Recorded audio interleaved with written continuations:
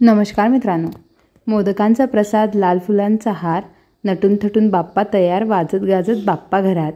सर्व गणेश भक्तांना गणेश चतुर्थीच्या खूप खूप खूप शुभेच्छा. चला तर मित्रांनो, आजचा म्हणजेच गणेश चतुर्थीचा दिवस हा सगळ्यांसाठी खास आहे. तर या दिवसाची आपल्याला थोडक्यात माहिती तर असायलाच हवी.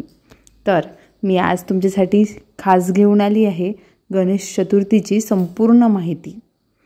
गणेश चतुर्थी हे भाद्रपद महिन्यातील शुक्ल पक्ष चतुर्थीला केले जाणारे एक धार्मिक व्रत आहे.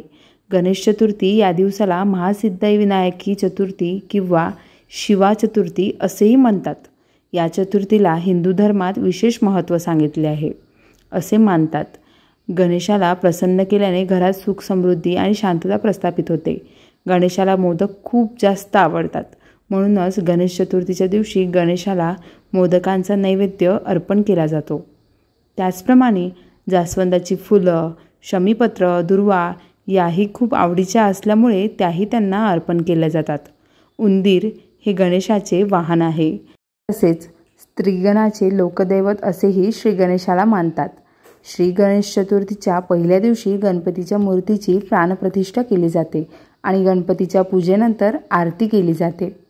प्रामुख्याने मातीपासून बनवलेल्या गणेश मूर्तीचेच पूजन केले जातात. गणपती चतुर्थीला गणेशाच्याच मूर्तीची प्राणप्रतिष्ठा केली जाते.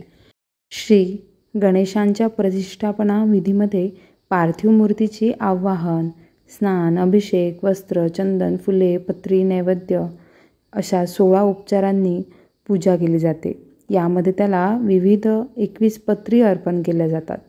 पावसाळ्यात या सर्व पत्री सामान्यतः सगळीकडे उपलब्ध असतात आणि त्या प्रत्येक वनस्पतीला काही औषधी गुणधर्मही आहेत, म्हणून त्या गणपतीला अर्पण केल्या जातात. त्यासोबतच तिचे विसर्जन करण्यापूर्वी तिची उत्तरपूजा करतात आणि हा मंत्रसुद्धा म्हटला जातो. हा मंत्र असा आहे की, यान्तु देवगणः सर्वे पूजामादाय पार्थिवीम दृष्टकामप्रसिद्ध्यर्थ पुरागमनायच्च.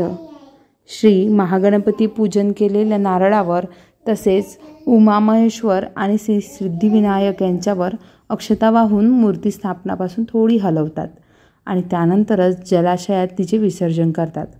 काळाच्या ओघात हे व्रत कुटुंबाच्या पद्धतीनुसार 1.5, 5, 7 किंवा 10 दिवस सुद्धा केले जातात.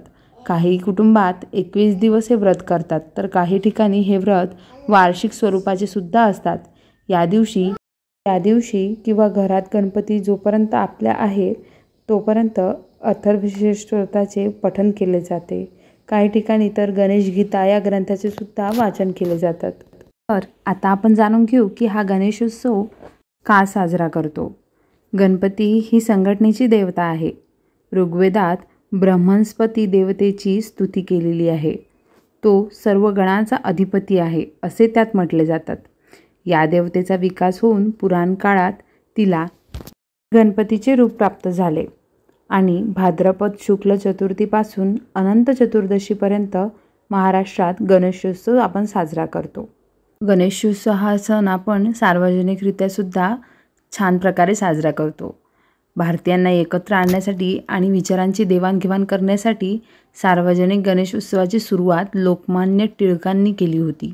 तर आता आपण हा गणेशोत्सव कसा साजरा करतो आणि केव्हापासून साजरा करतो आणि कशासाठी साजरा करतो यामागचं जे काही रहस्य आहे ते आपण या कथेमधून जाणून घेऊ. तर गणेश चतुर्थी ही व्रतकथा आहे. शिवपुराणातील कथेनुसार एकदा पार्वती मातेने आंघोळीपूर्वी शरीरावर हळद आणि उटणं लावलेलं होतं. अंगावरील हळद आणि उटणं काढून माता पार्वतीने एक पुतळा तयार केला आणि त्या पुतळ्यामध्ये प्राण टाकले. अशा प्रकारे श्री गणेशाचा जन्म झाला. माता पार्वतीने आंघोळीला जाताना गणेशाला सांगितले की कोणालाही आत येऊ देऊ नको आणि दाराबाहेर देखरेख करण्यासाठी श्री गणेशाला बसण्याची आज्ञा केली. यावेळेस भगवंत शंकर आले, पण गणपतीने महादेवांनाही आत जाण्याची परवानगी दिली नाही. यानंतर भगवान शंकर संतप्त झाले आणि त्यांनी त्रिशूलाने वार करत गणपतीचं शिर धडापासून वेगळं केलं. जेव्हा माता पार्वती तिथे आली तेव्हा गणपतीची अवस्था पाहून तिला खूप दुःख झालं. मृत गणपतीला पाहून पार्वतीने एकच आक्रोश केला. आपल्या मुलाचे शिर बसवून त्याला पुन्हा जिवंत करण्यास सांगितलं. यावेळी सर्व देवताही तेथे जमा झाले होते आणि भगवान शंकर आणि भगवान विष्णूंनी उत्तरेकडे तोंड केलेल्या बालकाचं शिर आणण्याचा आदेश दिला. बराच वेळ जंगलात भटकल्यानंतर एक हत्ती सापडला आणि हत्तीचं शिर कापून आणलं. यानंतर शंकराने ते शिर गणपतीच्या धडाला जोडून मध्ये प्राण फुकले. पण यानंतरही माता पार्वती आनंदी नव्हती, कारण गणपतीचं शरीर मानवी आणि शिर हत्तीचं होतं.